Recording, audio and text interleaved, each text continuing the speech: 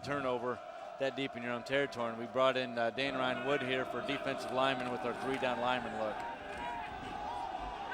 And the pass is intercepted. This is Kyle Najar, first big play of the day. That is the game-changing kind of play this defense has missed through the first 3 weeks. Well, you know, what a crazy throw on the part of Chicago quarterback. What you don't want to do there is throw an interception. You want to at least throw it far enough where if it's overthrown, it's an incomplete pass. And Jeff Sauer will be on to punt it away as Dan Ryan Wood stands deep in single safety to return. And the Little Giants block it. They had 3 blocks last week, 1 today, and it will be first down. No, it's a touchdown. That's Jonathan Coop, who had a big interception to seal the Worcester game. Picks up the block and runs it in for a touchdown. Unbelievable, Joe. I don't know what we're doing on our punt block team, but according to the coaches, we had success blocking 3 punts last week because their punt team wasn't very good. We just might be proving here that it wasn't just Ohio Wesleyan's punt team. It might be something we're doing up front. Sam Smith blocked it. Jonathan Coop scooped it and scored. Sam Smith had a on the field.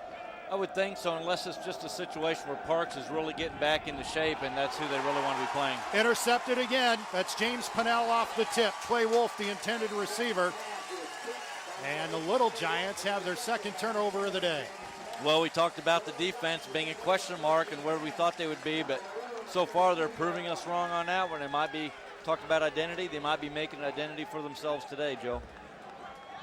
Just a quick toss over the middle, a good read, and it was tipped up and intercepted by James Pennell, his first interception of the season.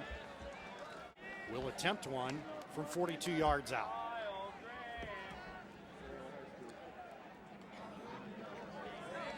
And it is good by a mile.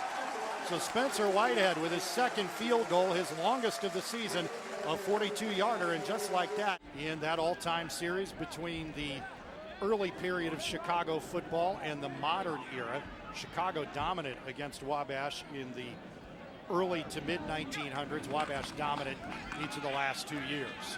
Belton with a big hole to the right side has a chance to score and will. Nice play by the sophomore quarterback, and the Little Giants have scored again on a 21-yard run to take a 16-0 advantage. That's what Chase Belton does for you, Joe. That's what we know he can do. That's the aspect of the game that the offense can rely on. He's going to fake the ball to Manborg on that one. It's that under-read option as much. Let's just call some plays where he's going to be running the ball because he's pretty impressive with the ball in his hand. Inside 3 minutes to play before halftime. Wabash leading 17-0. Looking at a 3rd down and 9 here. Belton to put it in the air. This ball is complete. This is Kraus. He'll score. Right over the top for the touchdown. 65 yards, and the Little Giants have blown the game open. What a big play right here before the half, Joe, and what a throw by Chase Belton right on the money to freshman James Kraus. And he's not going to get caught up the sideline. He beat Wolfgang Connell, a freshman free safety, right over the top. Kraus, who had 3 catches a week ago, has his first career collegiate. What you tell those guys, if you miss your guy, go get somebody else. And don't turn around and watch the murder behind you. So it's 3rd and 16. Belton trying to get it back on one play and does on a nice strike to John Horn downfield inside the 20.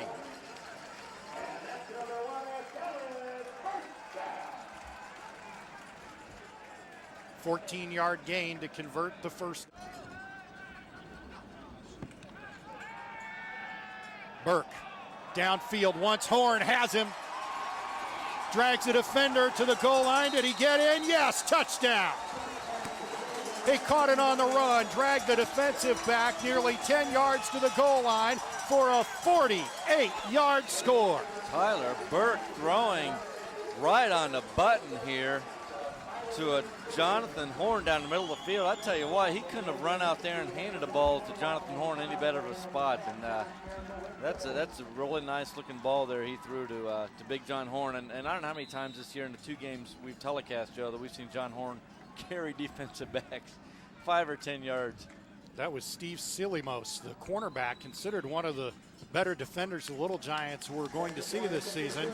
And the extra point puts the Little Giants back up by 24. Horn with a touchdown. His second of the year. Back in a minute on Hometown Sports.